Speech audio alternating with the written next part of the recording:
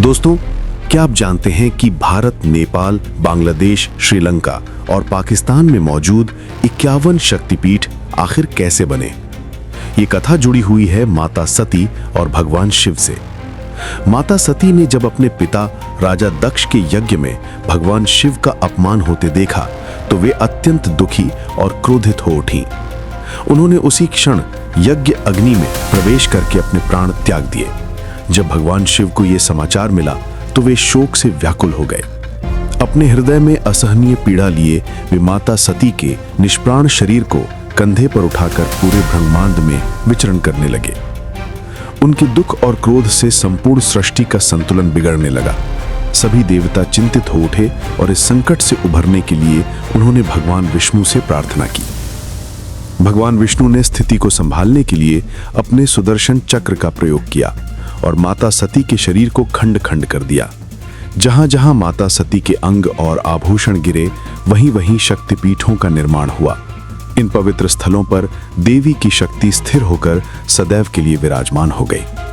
कहा जाता है कि मां के हृदय के गिरने से उस स्थान पर पीठ का निर्माण हुआ जहां करुणा स्वरूप देवी प्रकट हुई। नेत्र के गिरने से वहां देवी का जागृत स्वरूप स्थिर हुआ। यहां तक कि मां के केश, चरण और कर्णफूल तक जहां गिरे वहां भी शक्तिपीठ की स्थापना हुई। इस प्रकार भारत, नेपाल, बांग्लादेश, श्रीलंका और पाकिस्तान में अनेक प्रमुख शक्तिपीठ और उप शक्तिपीठ बने।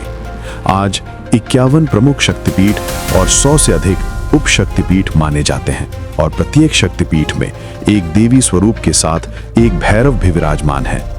यही कारण है कि शक्तिपीठों की यात्रा आज भी साधना और शक्ति प्राप्ति का सबसे पवित्र मार्ग मानी जाती है। भक्त मानते हैं कि यहाँ की गई साधना और भक्ति से देवी तुरंत प्रसन्न होती हैं और साधक को अद्भुत फल प्रदान करती हैं। तो अगली बार जब आप किसी शक्तिपीठ की यात्रा करें तो याद रखें, वह स्थान माता सती के शरीर का पवित्र अंश है। नवरात्रि हो या कोई भी पावन अवसर, शक्तिपीठों की यात्रा साधना और शक्ति प्राप्ति का सर्वोत्तम मार्ग है।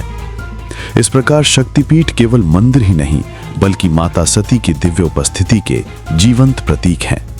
वे हमें ये याद दिलाते हैं कि भक्ति और शक्ति का संगम ही संपूर्ण सृष्टि का आधार है। जय माता दी।